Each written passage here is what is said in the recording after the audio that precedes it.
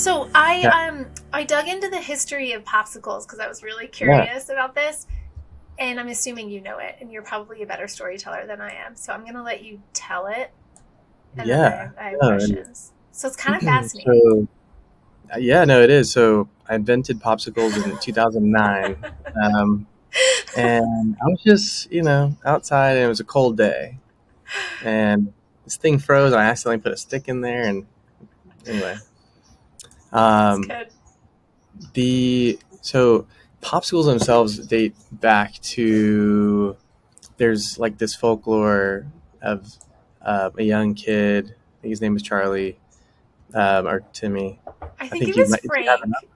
I think. Frank Hold on. Epperson. I will do Is fact it? checking while you tell the No, story. I'm just gonna no, pull it no. up. Fact check, fact check everything I say. It's Let's it's just do it. Frank. Yeah, It's Frank in Frank Epper, 1905.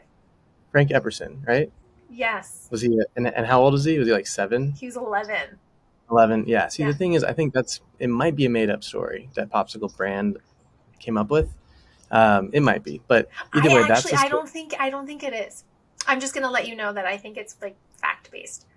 Okay, I need more sources than popsicle.com. It's not on popsicle.com. But keep going because you're gonna tell a story and then So, I'm gonna intercept with facts. Go. okay, all right. So yeah, so going back so there was Frank Epperson who was 7 to 11 years old, and he accidentally froze something and came out.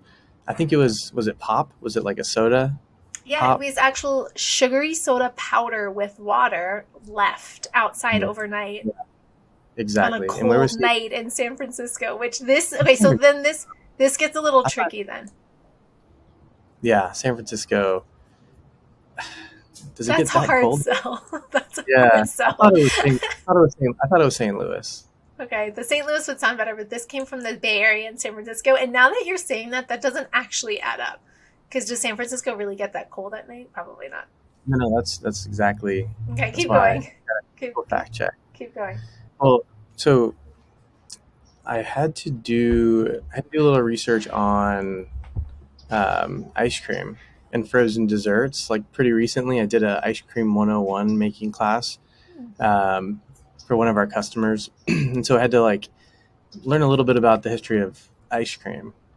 And if you look at the history of ice cream rather than popsicles, um, it's also kind of like folklore, Hmm. kind of hearsay type stuff. There's nothing that's like super concrete, but it does date back before, like in BC. I think it was the second century, um, and um, there were ancient Chinese manuscripts that tell us that a frozen product was enjoyed mixing juices with Hmm. snow, like Hmm. fruits with snow. Okay.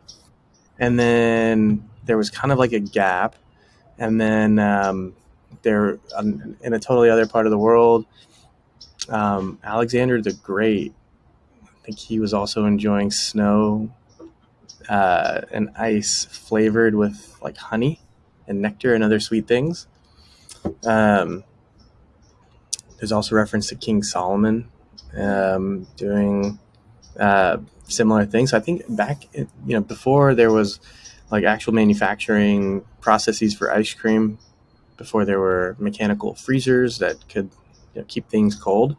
The common theme is that everybody was just making stuff outside. So even Frank Epperson, young Frank in 1905, 11 years old In San Francisco. in San Francisco. Yeah.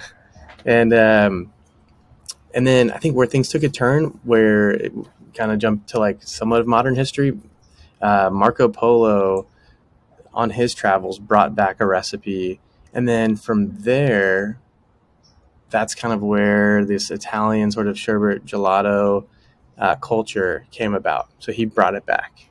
Hmm. Yeah. I didn't get that far. I only got Oh. to where Epperson called them epsicles in Hmm. 1923, and then his children wanted to name them popsicles, and then he tried to get a patent. Yeah. He got the patent, and then someone took it. So anyway, in Yeah. 2009, Yeah. Oh, one other thing that was really interesting yeah. is that George Washington, so he ate a lot of ice cream. Huh. Yeah, he ate. I don't know. You might want to fact check this. Also, could be making this up, but We'll I roll with think, it. and he would have definitely eaten Good Pops if they were around, or if he was still around. Also, but I'm sure. no, he ate a lot of ice cream, and so I think he might have sparked ice cream culture in the United States to an extent. That's really. I wish we could like. You can fact definitely check do it. We can pause and. no, it's so good. I like it. That's a great story. That's a good children's book. George Yeah, Washington and ice cream. You should do that in your yeah, free time. So yes. We question, need because that. I feel like you're talking a lot about the natural aspects of ice cream or popsicles, fruit and snow and honey and nectar, and um, what kind of stands out for me is like, well, really, the question around it's a 60, well, actually, it's really a $32 billion dessert category, and then it's a subset of that, it's $6 billion, right? And Yeah, I'm assuming most of the 6 billion is coming from these massive CPG conglomerates with artificial colors and artificial flavors and natural colors, and like a massive amount of sugar, like that you're just yeah, giving to your kids and saying go and enjoy like this diabetes bomb. yeah, And so the question that I have really for you is like, let's talk about this. Like yeah. why did you start, Why? and exactly like why are they doing Well, this? Like what's but their why is this choices?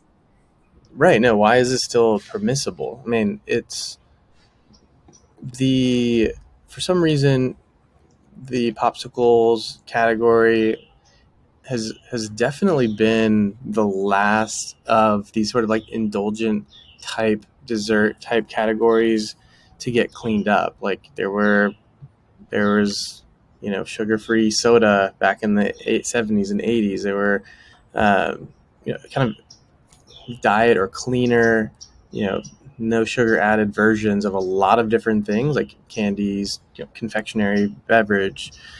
And for some reason, with ice cream, up until relatively recently, it was just something that had not been touched. Like the formulations had been so, and it's kind of like ice cream.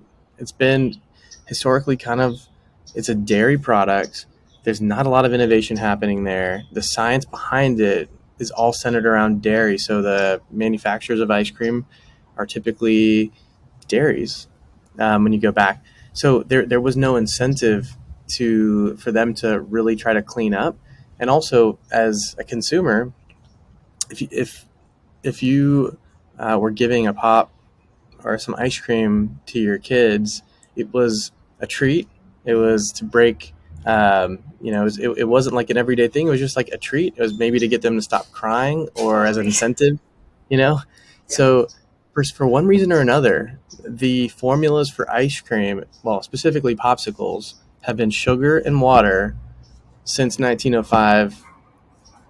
Poor little Frank, you know, Yeah. his formula stood the test of time for probably 100 years. Now, and you're talking about challenger brands, we this kind of better for you um, this better for you movement across natural food over the last like 20, 30 years. um, every category has started to get cleaned up, and it's a great thing that there are better options than just sugar and water on a stick Mhm. for children.